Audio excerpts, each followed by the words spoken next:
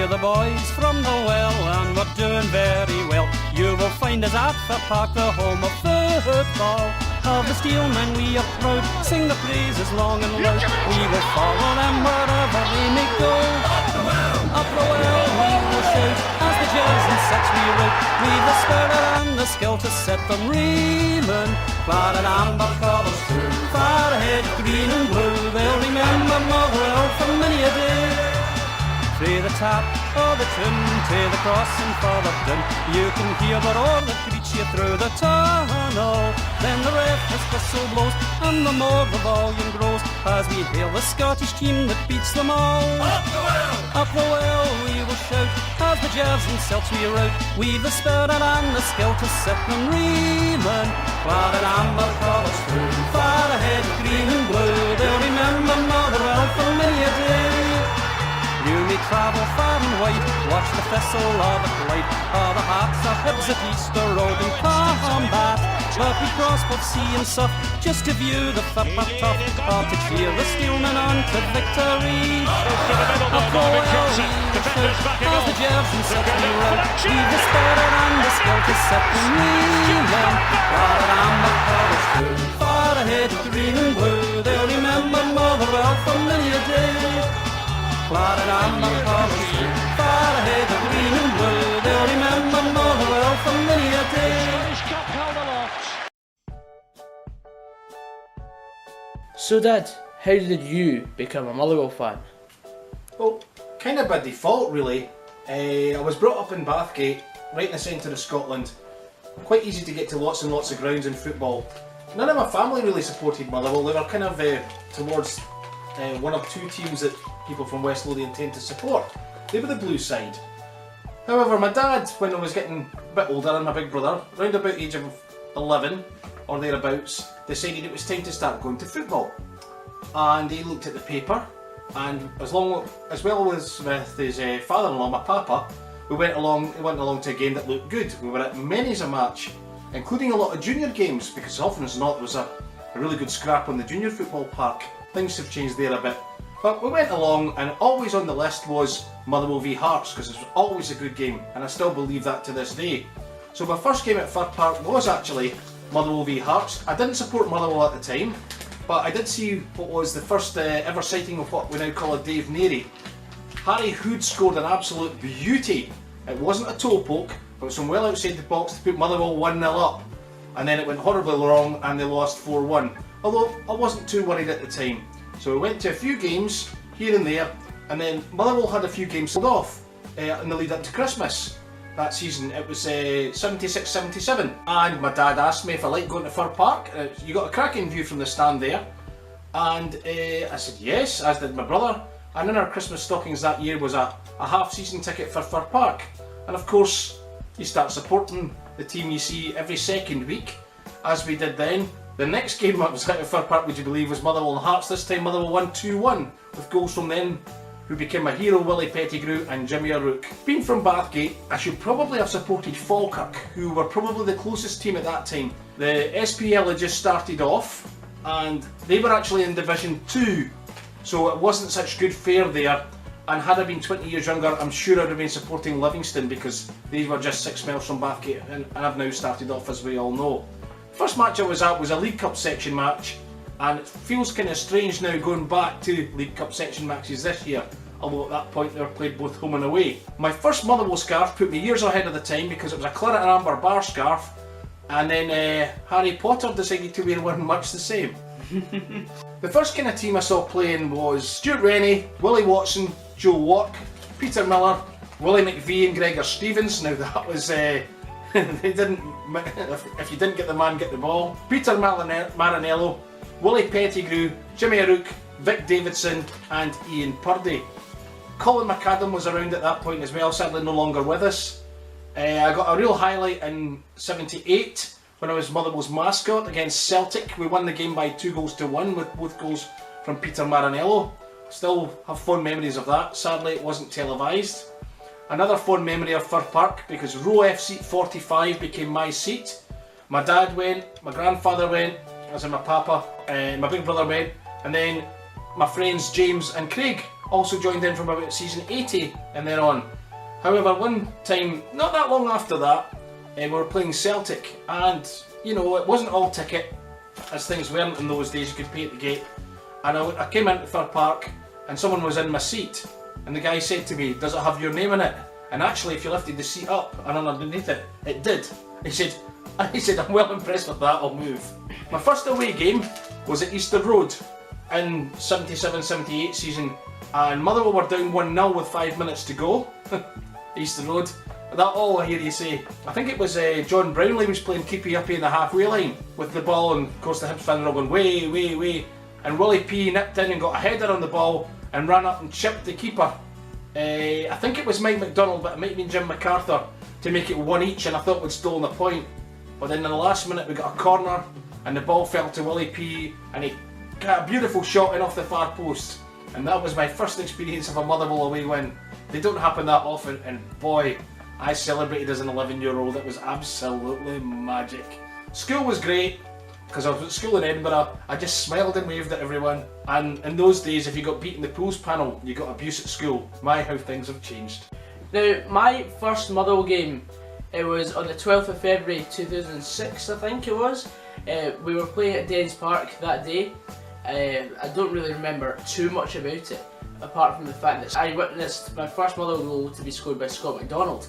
And of course we'd gone 1-0 up just before half time, if I remember rightly. What happened was, at the time, I was, 6 or 7, and I did not expect to be such a loud noise when Motherwell scored, as I often make a loud noise when Motherwell scored today. It just all went horribly wrong yet again, and we lost 2-1. I think I remember saying, I only went to please you that day. You did. You went to please me. You also had a colouring book with you, and you got a hell of a fright when Scott McDonald scores. Yeah. It wasn't a fright of surprise, as we might have this season if he does score. Yeah. But it was a fright of, what was that noise? But Motherwell were all over Dundee that day. We were only 1-0 up at half time. I think it might have been Jim Hamilton's debut for us, but I can't really remember for sure. And we lost 2-1, and we should never have lost that game in a million years. It was a story of... It was the story of what Motherwell is all about. Not scoring enough goals when you're on top. That's exactly how it is. And that day I was learning to be a fifer because we got free tickets. But also, my first trip to Fir Park. Now, I have hardly any recollection of the game, apart from the fact that we beat Kilmarnock 5-0. We were 3-0 up after 20 minutes. That's right. If I remember rightly, it was Mark Reynolds, Brian Kerr, Richie Thorne and Scott McDonald with 2 goals. Yes, there's a theme here. There's a theme. So Scott McDonald completed his hat-trick in the first 2 games you were at. Yes. Well, it was 2 of 3 because I was at the Dundee United game the week before. Alright. We drew 1-0. Callum Elliott scored. Alright, a beauty from about a yard. Yeah. So what was it like me going to my first ever game at Fir Park? Well, afterwards it was quite surprising. You know, I tried to calm you down and think, this doesn't happen like this all the time. And in the ground, because you were still quite young, we met Keith and Alistair and loads of folk that we knew. You said, "Dad, does everyone you know support Motherwell?" Which put a smile on my face. After the game, he was jumping up and down outside, and these 2 old Kilmarnock fans, quite elderly, said, "I well seen you're enjoying that now." And I said to him, "It's his first home game." And they shook his hand and said, "Oh, well done, that's a good one for your first home game." So good for them, because they stayed till the end. Some Killie fans left at 3-0. Another point is, just to show you that it can't all be great for Motherwell, Gordon, just after that moment, got stung on his finger by a wasp. He did. You did. Over the years, in fact, I went to 8 home European matches. Unfortunately, I haven't been to an away game yet in Europe, so hopefully the next time Motherwell do reach Europe, I will be going to the away leg as well. If we had the season at a different time, other than starting the season with the European games, there wouldn't be so much hassle in terms of our coefficient. I think I've only ever seen us win 1. We've drawn 1 and then we've lost the rest. But then again, when you think about it, some of the teams we've played Levante UD of Spain, we've played Kuban Krasnodar, a club that is living on the oil riches in Russia. We've played Panathinaikos, Greek Giants. We've played AS Nancy Lorraine.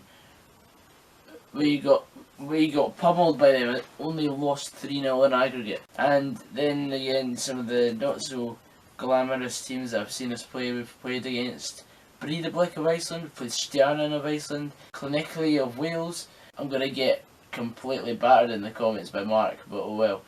Yeah, we still got beat by Llanelli. That might be how you say it. We've also played Stoia Bucharest of Romania. We've had some good away trips.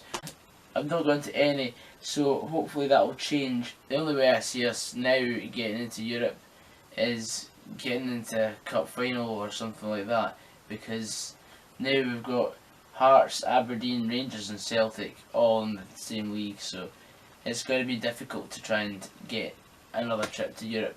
However, I'm game for it if we ever have another one. It's annoying because I've been on holiday when sometimes we've played in Europe, and most of the time when I've been on holiday, we've won our games in Europe, so it's a pain in the backside. However, you can't really do much about it when you've got a holiday and you're not even allowed to make the trek back to Far Park. Come to think of it, I would do anything for a pre-season friendly down in England. Even if it's something like Bath City away, I'd settle for that. Lancaster, Morecambe again, maybe. Just someone down south, because then I could go with the Jack Daniels boys. Be a great trip down. Lots of booze would be consumed, but it doesn't matter. It'll all be on camera. I know for a fact it's hard to believe now that believe it or not, that season that we had to battle Rangers for the bottom, I missed a lot of games. I think I only went to about 10 or 11 games that season. I'm just trying to comprehend the fact that I missed so many games before last season. And now I can see the statistic that by the end of 2016 I will have only missed 3 Motherwell matches in all competitions this calendar year. 2 were midweek that I couldn't get back home to, and the other I was actually in Wales during that weekend. I think I'm not doing too bad for someone who stays 70 miles away from the ground. I'd actually got the ambition that season, after seeing us play a Stjarnan, we got beat by Stjarnan in the Europa League. I thought, I want to go to as many games as possible this season. And what did I do? I prioritised playing FIFA 15 Ultimate Team over going to see the team I loved. It actually breaks my heart for me to say this, but I actually spent so much money on Ultimate Team that year, and then my account got reset. So then I just decided, right, I'm going to stop spending so much money on FIFA, because I had to just rein it in a bit. And I decided, right, I'll waste my money on going to see us play the likes of Ross County away. I think that's actually more worthwhile, and I can get a video out of it. But yeah, back to the main plot of this chapter. It was horrible going to see us get beat week in, week out after the season before we had just finished second, beating Aberdeen on the last day. But football's like that. Supporting a team like Motherwell, you've got to go through the bad times to experience or to remember the good times. Over this last 10 years alone, I've seen so many good times, and I've also had quite a lot of lows, like seeing us get beat by Albion Rovers in the Cup. That's one I don't want to remember too well. When you're battling at the bottom, nothing goes your way. At least we were winning games. And my uncle, Mark, he said that he was not worried at all about us playing Rangers, because Rangers were actually really inconsistent at the time, and they were in the playoffs, and they'd already played 4 playoff matches before they played our 2 games. So we had the upper hand, and we had rested our players the game beforehand, so we were fully recuperated and we were raring to go. And I never even went to Ibrox for the first leg. £5, and I never even bloody went to the away game. I really wasn't a true fan. It actually breaks my heart. Motherwell have had so many joyous moments over the last 10 years, and I'd say I was only at about 25% of the joyous moments. It's really frustrating to say that, but sometimes when you don't live so close to the ground, it's just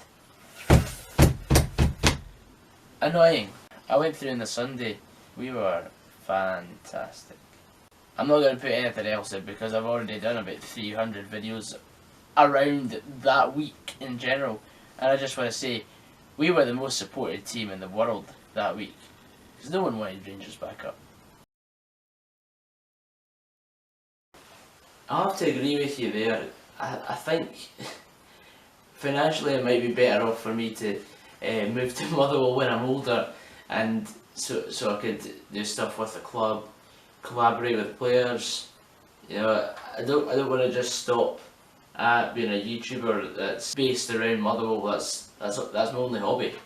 Saturday's my only hobby. What I want to do is branch into doing like football challenges and stuff like that with Motherwell players, which would be great. But if I could move closer to the ground and stuff like that, it'll save me money for going through, and then I can just get a supporters bus to games away from home. Now I think I can only roll with the best 11 I've seen over the last decade. I'll have my dad saying his best 11, see if his opinions match mine. We're going to go in the 4-1-2-1-2 formation. We're going to have Darren Randolph in goals. You can't not have Darren Randolph because he was insane. He's literally the best goalkeeper we've ever had.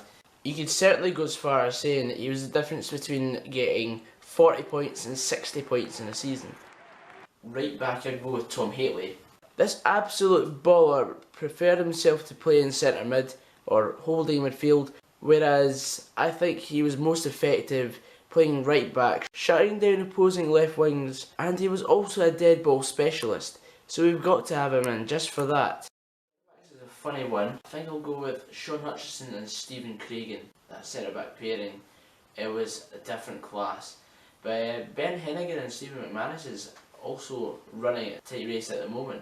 However, defensively we were much more organised than we are now with McManus and Hennigan, with Craggs and Hutchie at the back. But overall, over the last couple of years, I feel that Sean Hutchison's been the biggest loss in the defensive department.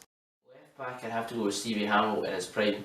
He's not as influential and he's not as quick as he used to be. However, he was a different class. About 5-6 years ago, he was phenomenal. He scored a rocket against Aberdeen as well. Holding midfield, I'd go with Keith Lasley because Keith Lasley has always been there, and he's really intelligent in terms of reading the game, and that's what every good team needs in the centre of the park. Someone who can read the game. Two wide players, I'd have to go with on the right Chris Humphrey. All we really needed to do back in 2012-2013 season is get the ball down in the ground, play the ball through to Chris Humphrey, and then he'll cut it back to Hegg and he'll score. Left mid, I'll go with Jamie Murphy. He was a sort of talisman in the sense of he would always pop up and score a goal when you needed him to. And the season that he left in the January of that season, I think it was 2011-2012, and he got so many goals in Europe for us. I think he got 4 in one game against Flamertari. Attacking mid, we've got to go with one of our best ever players to have ever graced Fir Park turf, which is James McFadden. You can't not have him in the side. As a centre attacking mid, he's phenomenal. His first stint back in his second spell, yes, he had no hair, but he had the flair. He scored quite a few goals for us, a wee free kick here and there, and always linked up with Ian Vigurs, especially that 4-1 game against Hearts. He just dictated the game there. He also got an informed card in FIFA. Two up front, got to go with Hegden and Oyama. It's a perfect strike partnership. The one boy that's not so fast, but is the target man. And then we've just got the runner, who's just a playmaker. It's unstoppable. I'd say that team, maybe in the 2015-16 season, would have challenged Celtic for the title. I'm not even being stupid. On our day, we were unplayable. And with most of these players, we beat Celtic quite a few times. On the bench, I would have John Ruddy, two standout defenders, McManus and maybe Martin Corrigan. So that's 3, taking 4 more spaces. I'd have to go with Louis Moult, Scott McDonald, Stephen Jennings and Phil O'Donnell. Lionel Ainsworth and Marvin Johnson were just deadly in that playoff against Rangers. Johnson, last season, he transformed us, and if it wasn't for him, we'd have probably got relegated. His runs were monumental, and it's just a shame that his attitude let him down sometimes, because sometimes he wouldn't even try, which is a shame. And Lionel Ainsworth only has one good game in 10. And of course Stephen Pearson, who's worth 12 goals a season at least. Just the way he would dictate the play, he fought, he was a battler, he was a box-to-box midfielder, he tackled so many times, and every time he won the ball, he'd play the ball through to Ainsworth or Johnson, and we'd actually have a chance. So Dad, from your experience, in your opinion, what is your best Motherwell 11 and why? Well, I started going in 76-77 season. First team I saw was roughly Rennie, Watson, Walk, Miller, McVie, Stevens, Marinello, Pettigrew, O'Rourke, Davidson and Purdy. Now at this point I didn't know what a brilliant footballer was. You just celebrated the goals. Things don't change too much. Bobby Graham was an excellent player, I'm told, but I don't have much memories of him. So I'm mainly doing more recent, and these are the 11 I've picked for what I believe is the best Motherwell team I could possibly put out of the players I've seen. At the back, the man at the back, the greatest man at the back ever is Neil Pearson-Rush. However, this is football, so the goalkeeper I'm picking is Darren Randolph. He was outstanding for us, absolutely brilliant. Week in, week out, classic saves. We now see him playing for West Ham in the Premiership and he's doing well. Occasionally gets unlucky, but he's making some great saves. That was really close between him. We also had John Ruddy, another excellent keeper we had just before Darren Randolph, and also Andy Gorham was up there. Sorry Mr Maxwell, you didn't get a look in there. At right back we'll have a guy that looks like a Terminator, Luke Nyholt. He scored some goals from us, mainly from the penalty spot, and right back was there. Right back, I struggled a little bit on that one, but I've opted for Nyholt. Okay, we have at left back, well, a lot of you would have thought I'd automatically picked Tom Boyd, our cup winning captain. I actually preferred Rob McKinnon at left back. I felt he was faster, he had much more of a goal threat, and I really enjoyed it, seeing McKinnon's surging runs forward. Back two in the middle, I've opted for Brian Martin, so consistent in the air, won lots and lots of header, brilliant player, deserved the Scotland cap.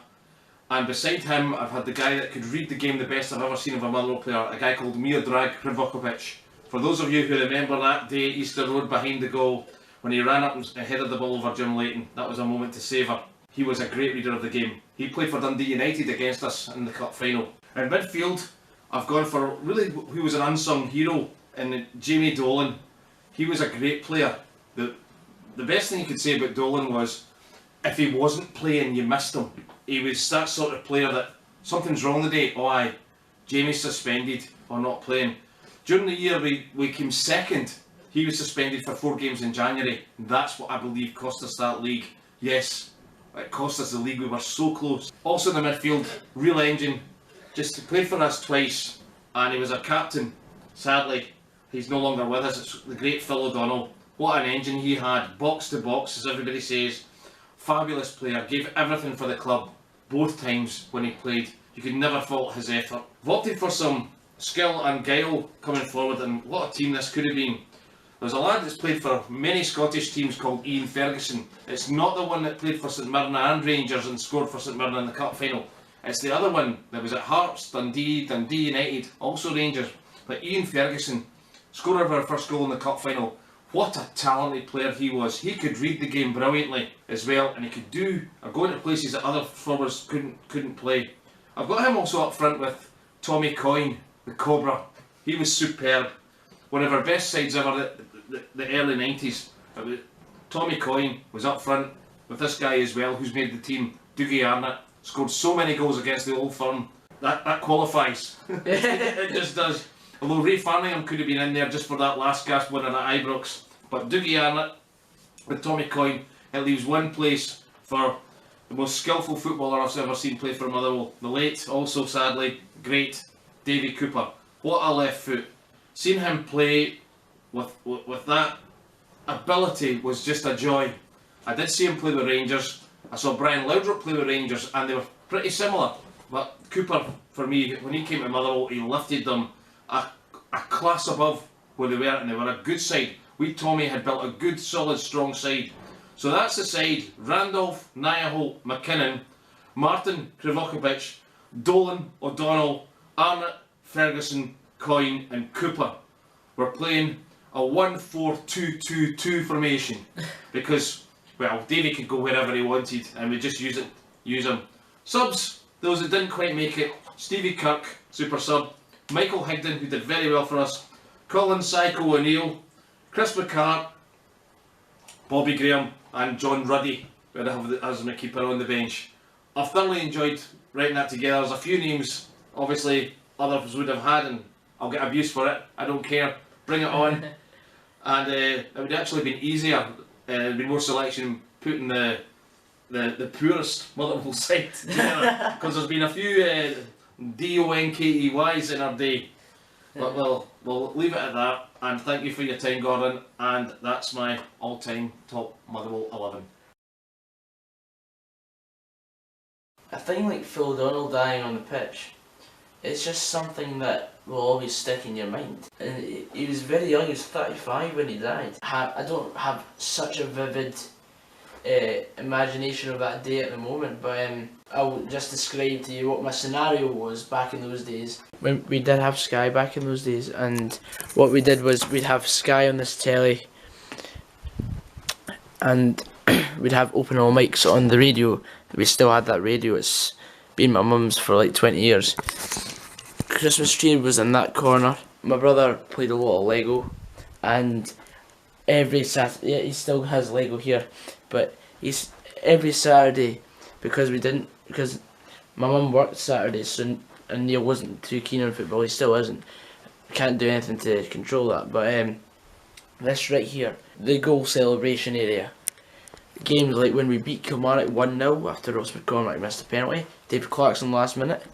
Right here, Dad and I would jump about like mad dafties, while Jeff Stelling would announce it on the television. Also, especially that day when Phil O'Donnell passed, 5 times we bounced about here. I was wearing my Motherwell strip back then.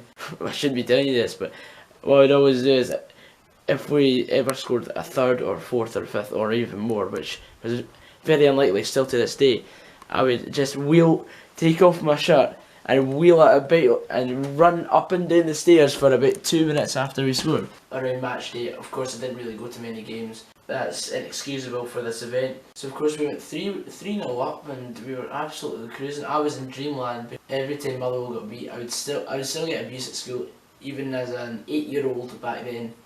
I still got stick. I think the last words that Phil O'Donnell heard before getting carted off was, "Phil, your number is up." I think it was Craggs that said that to him. He just collapsed on the pitch. I wasn't there, so I wouldn't know. It was such a tragic event. In a way, I think it did affect my personality. Phil O'Donnell was one of the few Motherwell players that I hadn't met for at least 2 or 3 months.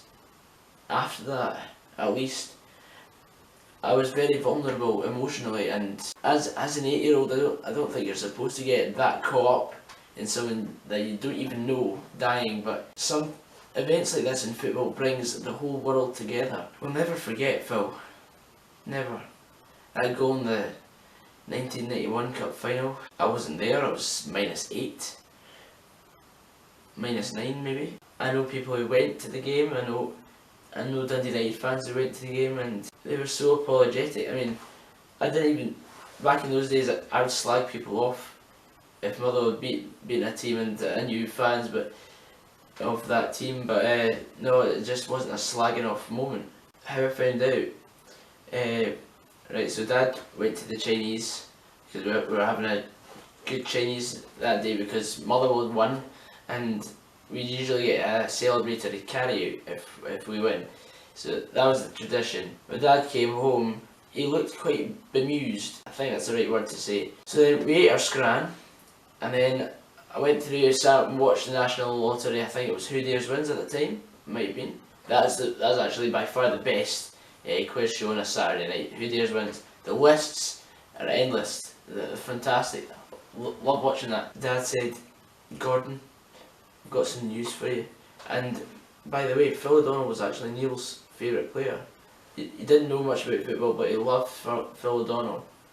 I think it was because of the fact that he had the swagger of a captain, leader on the pitch. I was out getting the carry out, and the guy, he actually knew the guy that told him. He said to my dad, I heard your captain's died, and it took Dad a couple of minutes to register that Phil O'Donnell had died, and it was just a complete shock. And I was sitting through there, and once my dad had told me, it was just, I couldn't believe it. I just couldn't believe it. We are in no shape or form a perfect club, but for me, Motherwell is close enough. I feel it's important to express my love for the club, what the club's done for me over the last 10 years. I've been able to interview the likes of James McFadden, I've been able to interview all sorts of other players, and some of the experiences I'll never forget. We may be a wee bit away from European qualification just now, but by God, we'll have our time once more. I'm Gogsy89, I bet you wish you were. I'll see you later, guys. Take care. He's ready for action, not ready to bump his head, but here he comes. It's Gogsy99 out the Fir Park tunnel. Incredible scenes.